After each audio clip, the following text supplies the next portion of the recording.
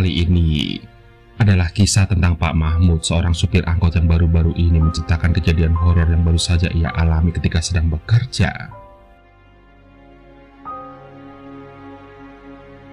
2 minggu yang lalu, Pak Mahmud sudah bekerja seperti biasa, ngetem di pangkalan sembari menunggu penumpang penuh. Dan saat itu, Pak Mahmud memang sedang tidak ingin pulang cepat karena dia sedang bertengkar dengan istrinya.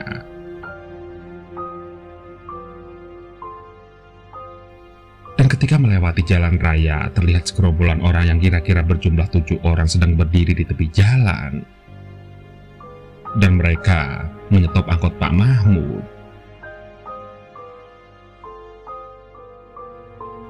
Saat itu jam menunjukkan pukul 7 malam.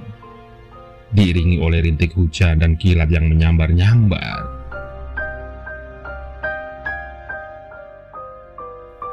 Alhamdulillah, ketimpa durian runtuh. Batin Pak Mahmud ketika melihat orang-orang tersebut naik ke angkotnya. Ia melirik sekilas di kaca spion depan, lalu ke spion sebelah kiri. Tapi, tak ada satu orang pun yang duduk di kursi depan di sampingnya.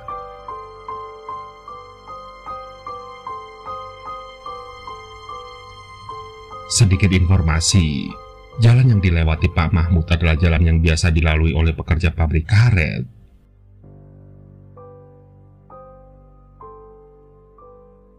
Tiga bulan yang lalu, pabrik karet itu terbakar dan memakan korban cukup banyak karena api yang tiba-tiba saja membesar dan meledakkan apa yang ada di dalamnya. Dan pekerja yang tak sempat kabur terpaksa meninggal di tempat dengan cara tubuhnya terbakar hangus di lahap api, beserta puing-puing bangunan.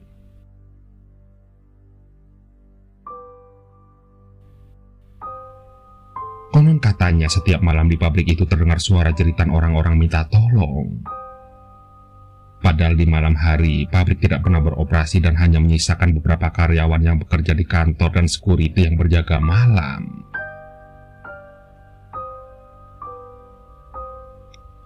Dan ketika melewati pabrik tersebut, akan tercium bau kulit terbakar.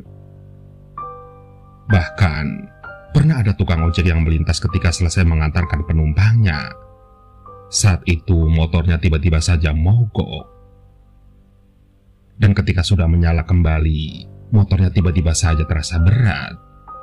Padahal, ia tidak membawa penumpang sama sekali.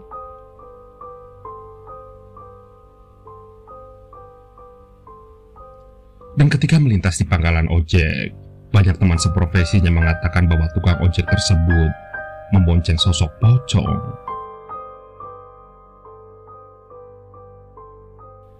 Iya, pocong itu berdiri di jok belakang dan mengikutinya sampai rumah. Tapi yang bersangkutan justru tidak merasakan apapun, kecuali tarikan motornya yang terasa berat. Cerita lainnya berasal dari tukang sayur yang kebetulan lewat ketika cuaca sedang gerimis. Samar-samar ia melihat segerombolan orang sedang bersenda gurau berjalan masuk ke dalam pabrik. Dan ketika sampai di gerbang, segerombolan orang itu justru berjalan lurus hingga menabrak dinding. Tapi tidak, mereka bukan menabrak dinding, melainkan menembus dinding. Sontak, tukang sayur itu pun mengucuk matanya berkali-kali berharap yang ia lihat salah.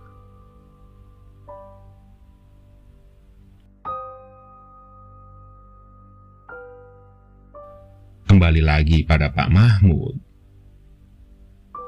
Karena kalau diceritakan, masih begitu banyak cerita lainnya yang dialami oleh orang-orang.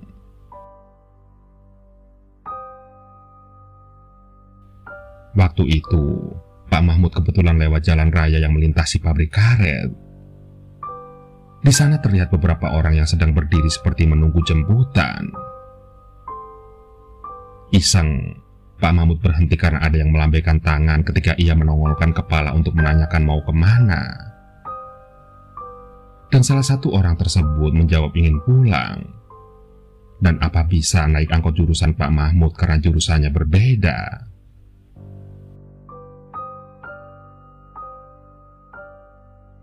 Dan karena kebetulan penumpangnya lumayan ramai, Pak Mahmud langsung mengiyakan saja. Singkat cerita, di perjalanan mereka terlihat duduk tanpa bicara sepatah kata pun. Hanya saling pandang dengan tatapan kosong. Dan tidak lama setelah jalan, Pak Mahmud dapat seorang penumpang lagi dan penumpang itu langsung duduk di depan.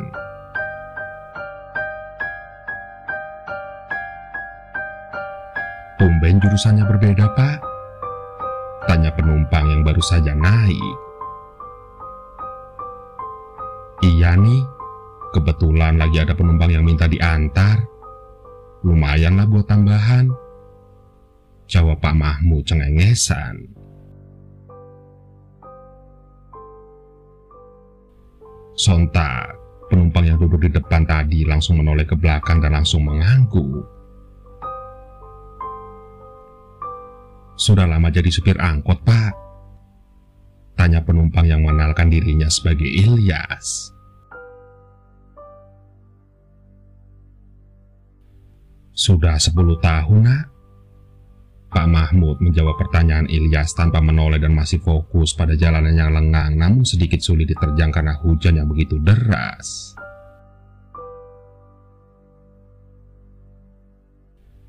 Ilyas kembali mengangguk. Ia lalu menoleh ke arah belakang lagi sambil beristighfar tak henti-hentinya.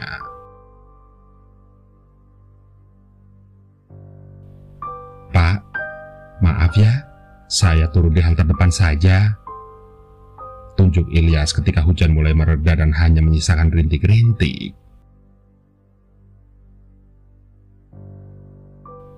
Pak Mahmud menghentikan angkotnya tepat di samping halte yang tersedia. Ilyas kemudian merogoh saku dan memberikan Pak Mahmud selembaran uang 100 ribuan. Namun, penghasilan yang didapat Pak Mahmud tidak cukup untuk mengembalikan sisanya.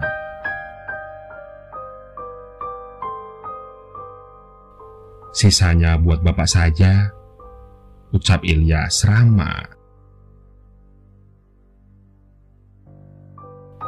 "Alhamdulillah, makasih banyak ya, Nak," ujar Pak Mahmud.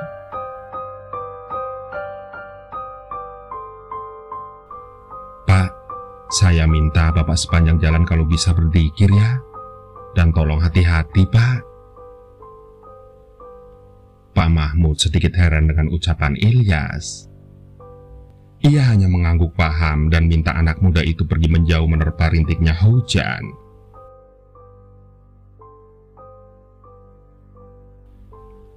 "Ayo Pak, jalan lagi," tegur salah satu penumpang di belakang.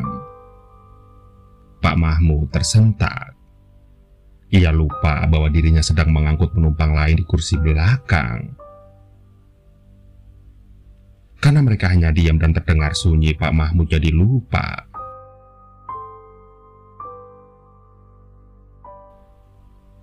Sepanjang jalan, tidak ada satupun dari mereka yang bicara atau sekedar berbisik satu sama lain. Dan ketika Pak Mahmud menoleh ke arah spion, keningnya mengkerut.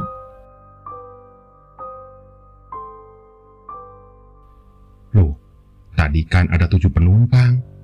Kenapa hanya tersisa 5 orang saja?" gumam Pak Mahmud dalam hati. Ia yakin sekali tadi ada 7 penumpang, dan sekarang hanya tersisa 5 saja. Terus kapan turunnya?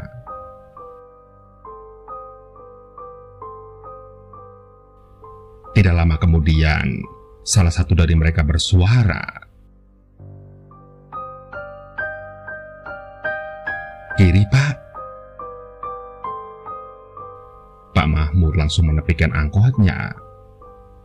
Terlihat 2 penumpang turun dari mobil dan menyodorkan uang lembaran 50-an.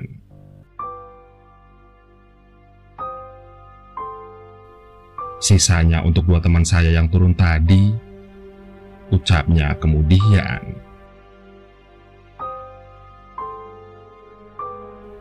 Pak Pak Mahmud mengangguk.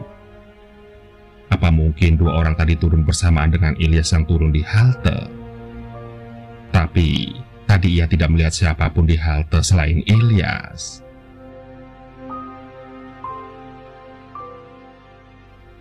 Entahlah, Pak Mahmud masih berusaha berpikir positif. Ia kemudian melajukan angkotnya lagi dan kini sedikit kencang karena hujan benar-benar sudah berhenti dan menyisakan udara sejuk yang menerpa kulit. Sambil bersenandung seperti biasa, Pak Mahmud tak henti menoleh ke arah spion tengah. Takut-takut penumpangnya berkurang lagi.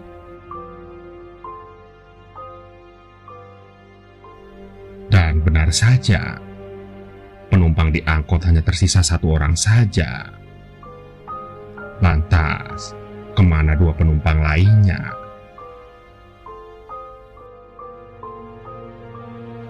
Dari sini, perasaan Pak Mahmud sudah tidak karuan. Ia penasaran ingin bertanya.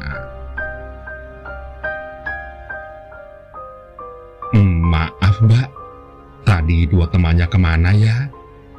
Tanyanya gugup. Sudah mati duluan pak, jawab penumpang tersebut, yang sontak membuat bulu kuduk Pak Mahmud seketika meremang.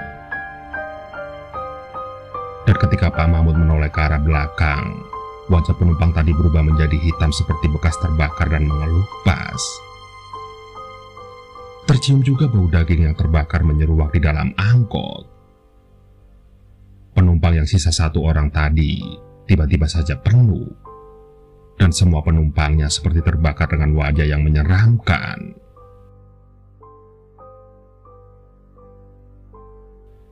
Tolong selamatkan kami,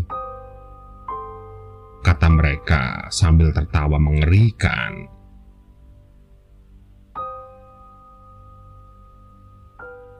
Suara tawa yang memilukan bergema di dalam angkot Pak Mahmud, sehingga ia menghentikan angkotnya di pinggir jalan dan langsung keluar. Ia benar-benar tidak percaya ternyata dirinya membawa penumpang gaib yang sengaja menumpang. Sepertinya Pak Mahmud mulai sadar bahwa penumpang yang dibawanya adalah buruh pabrik yang mati terbakar tempo lalu.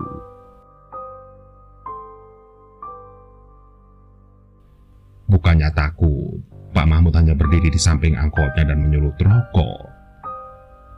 Ia menghabiskan satu batang rokok lalu menoleh ke dalam angkot. Kosong. Sepertinya penumpang gaib yang dibawanya sudah pergi dan kembali lagi ke pabrik karet.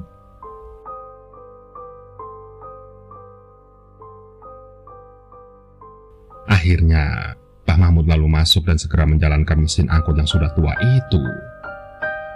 Dia kembali ke rumah dalam keadaan tidak percaya dirinya mengalami sendiri hal yang diceritakan oleh orang-orang. Dan karena berlawanan arah, jadi otomatis Pak Mahmud harus memutar dan melewati pabrik karet lagi.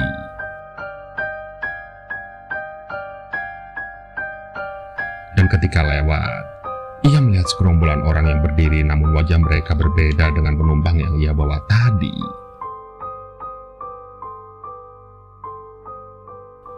Pak Mahmud hanya melambaikan tangan lalu pergi begitu saja.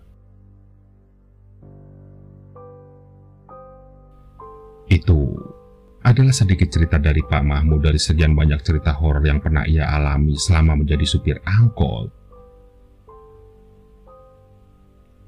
Entahlah, ini adalah pengalaman yang menyeramkan atau malah menyedihkan.